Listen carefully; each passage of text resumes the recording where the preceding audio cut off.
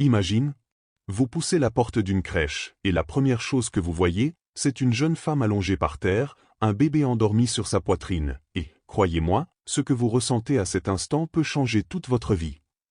La lumière du matin filtre à travers de grandes fenêtres.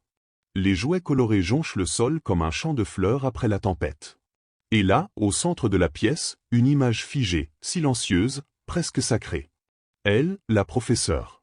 Peau ébène, cheveux tirés en un chignon simple. Allongée sur le tapis, les yeux mi-clos, pas par fatigue, mais par cette étrange paix qu'on ne voit que chez ceux qui ont donné tout leur cœur.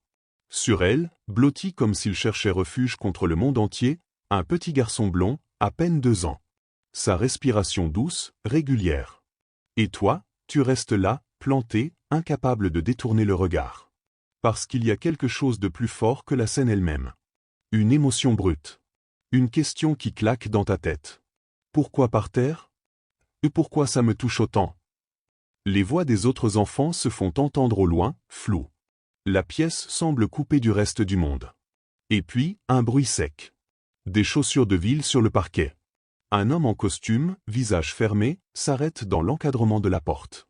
Son regard passe du bébé à elle. Il ne dit rien. Pas un mot. Juste, ce silence lourd, qui tord l'air comme si tout allait basculer. Tu sais, parfois, tu sens que quelque chose de gigantesque se prépare, sans savoir quoi. Et là, je peux te dire, cet instant allait changer la vie de 3 personnes. Et, d'une certaine façon, peut-être aussi la tienne. Parce que ce qui s'est passé après, n'était pas juste une histoire de crèche. C'était une histoire de dignité, de pouvoir, et de ce que l'humanité a de plus précieux. Et tu ne devineras jamais la première phrase qu'il a prononcée. Il a ouvert la bouche, et ce qu'il a dit, personne dans cette pièce n'était prêt à l'entendre. L'homme en costume s'avance lentement, chaque pas résonne comme un compte à rebours. Ses yeux, froids, mais curieux. Il s'arrête à 1 mètre d'elle, baisse légèrement la tête, et d'une voix grave, il lâche. « C'est mon fils. » Silence. Le genre de silence qui avale l'air. La jeune femme ouvre les yeux, doucement, comme si elle sortait d'un rêve.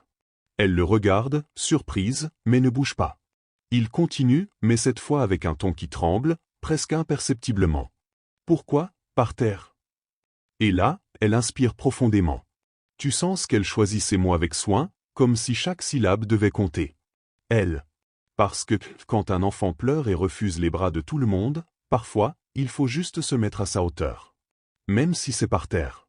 Même si ça prend du temps. Sa voix est douce, mais ferme. On entend derrière elle les jouets qu'un autre enfant fait tomber, comme un bruit de fond banal. Mais dans cet échange, tout est intense, vibrant. Les yeux de l'homme se posent sur son fils. Pendant une seconde, tu crois voir une fissure dans cette façade impeccable. Un souvenir, peut-être? Une culpabilité? Une tendresse enfouie? Il cligne des yeux, détourne le regard. Ce qu'elle ne savait pas, c'est que cet homme n'était pas juste un père pressé. Il était milliardaire. Et, à partir de ce moment-là, il allait s'immiscer dans sa vie, d'une façon qu'elle n'aurait jamais imaginée. La prochaine phrase qu'il a dite a tout déclenché. Puis il a dit, 6 mots. Juste 6. Et tout a changé. Il se redresse, croise les bras, et fixe la jeune femme comme s'il voulait lire son âme. Combien, pour quitter cet endroit? Elle fronce les sourcils. Pardon? Votre salaire. Vos conditions. Peu importe. Dites-moi ce qu'il faut pour que vous veniez travailler, pour moi. L'air devient lourd. Les bruits de la crèche disparaissent dans un flou. C'est comme si la pièce venait de se vider de tout, sauf de ce face-à-face. Elle le regarde, interdite. Ce n'est pas la première fois qu'on lui propose un autre poste, mais là. Il y a cette assurance arrogante, cette façon de croire que tout peut s'acheter. « Monsieur, je ne suis pas à vendre. » Sa voix tremble un peu, mais pas de peur. De colère tenue. Parce qu'il y a dans son regard cette flamme, celle de quelqu'un qui sait ce qu'il vaut. Lui, reste impassible, mais ses doigts tapotent sur sa manche. Un tic. Un signe d'agacement. Et puis, il se penche vers elle, très légèrement, et murmure. « On verra combien vaut votre dignité. » Boum. C'est comme un coup invisible. Elle inspire, serre le bébé un peu plus fort contre elle, et tu sais que la guerre vient de commencer. Ce qu'il ignorait, c'est que ce n'était pas elle qui allait devoir plier. C'est lui qui allait changer. Et le premier événement qui a fait basculer cette histoire est arrivé dès le lendemain matin. Le lendemain, il est revenu, mais cette fois, il n'était pas seul. La crèche est déjà en activité. Les rires, les pleurs, le bruit des cubes qui s'entrechoquent. Elle, concentrée, aide un petit à empiler des blocs colorés. Et puis, l'ombre se dessine à l'entrée. Il est là. Costume impeccable, mais, à côté de lui, une femme. Élégante. Lunettes fines. Un regard d'acier. Elle porte un dossier noir sous le bras. Ils avancent droit vers elle. Pas de sourire, pas de bonjour. Juste cette tension électrique qui envahit la pièce. La femme pose le dossier sur une table basse. Mademoiselle, nous avons préparé un contrat. Conditions généreuses. Maison de fonction. Salaire triple. Elle cligne des yeux, souffle un rire bref. Vous n'avez vraiment rien compris, hein? Les enfants continuent à jouer, mais pour elle, le temps est suspendu. Parce que ce n'est plus juste une proposition, c'est une intrusion dans son espace, devant ses collègues, ses petits. Elle répond calmement, mais chaque mot est un coup de scalpel. Je ne travaille pas pour l'argent. Je travaille pour eux. Et elle désigne les enfants, d'un geste doux mais ferme. Le milliardaire serre la mâchoire. La femme au dossier le regarde, hésite. Il s'apprête à répliquer, mais un cri perce la pièce. Le petit blond. En larmes, les bras tendus vers elle. Elle le prend aussitôt. Et là, devant tout le monde, il s'agrippe à elle comme si sa vie en dépendait. Le milliardaire détourne le regard. Une fissure de plus. Ce jour-là, il a compris une chose. Ce lien entre son fils et cette femme, il ne pouvait pas le briser. Mais il allait essayer. Et sa prochaine manœuvre allait être la plus sournoise de toutes. Il n'a pas essayé de l'acheter, cette fois, il a essayé de la piéger. 2 jours passent. Rien. Pas d'appel. Pas de visite. Elle se dit que peut-être, l'histoire est close. Mais un matin, la directrice de la crèche l'appelle dans son bureau. Sur la table, une enveloppe Kraft. Aucune inscription. C'est pour toi. Un livreur l'a déposé. Elle ouvre, et là, un choc. À l'intérieur, une photo d'elle avec le petit blond, prise à travers la vitre. En bas, griffonnée au stylo.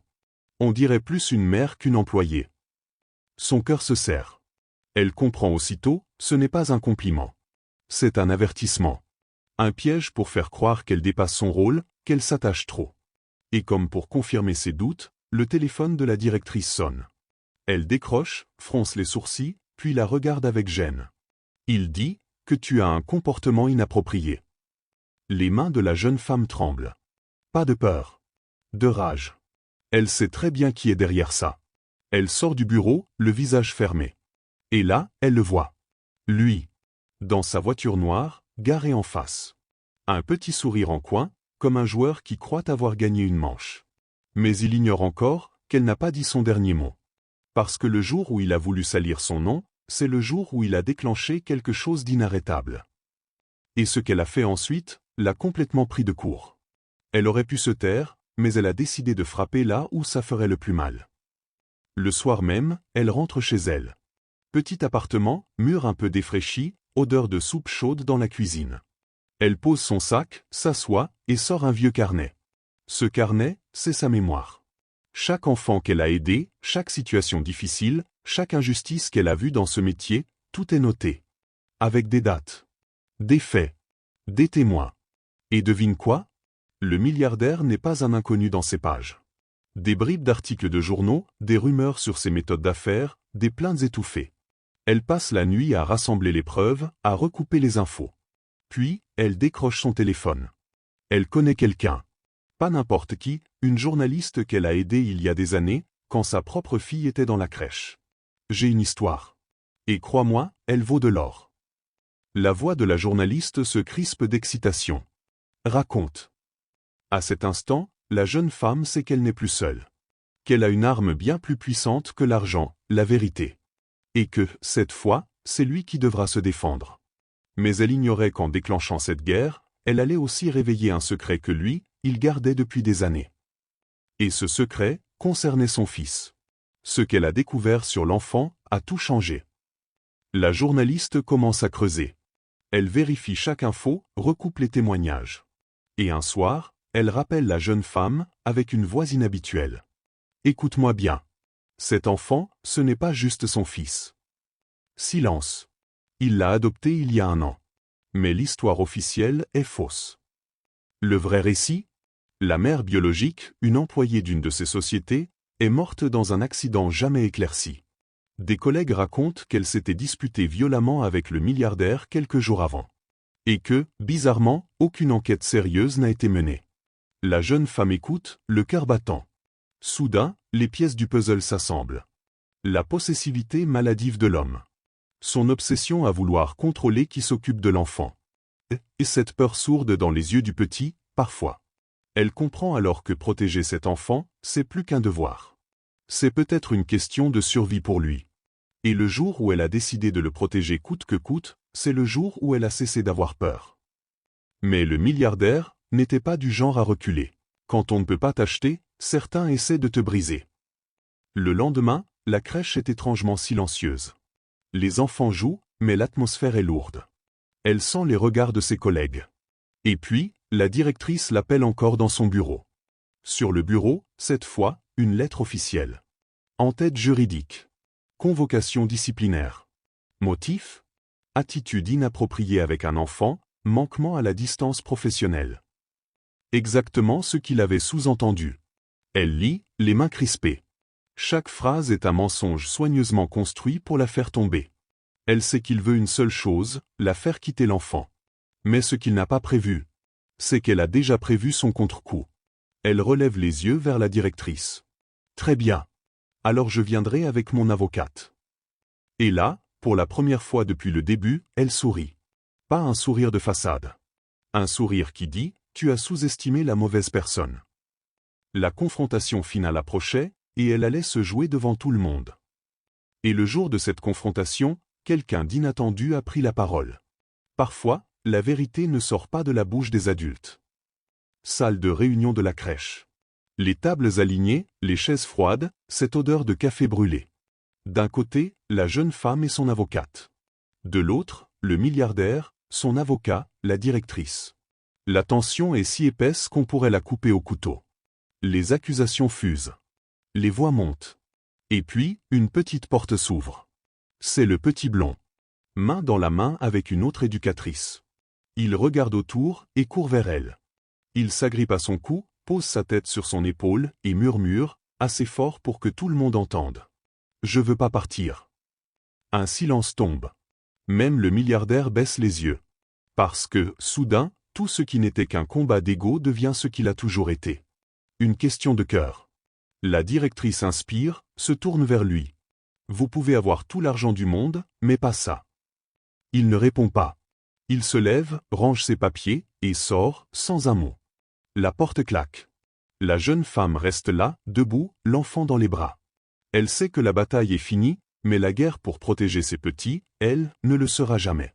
Alors, si un jour, vous voyez quelqu'un qui se met à la hauteur d'un enfant, sachez que vous regardez un héros.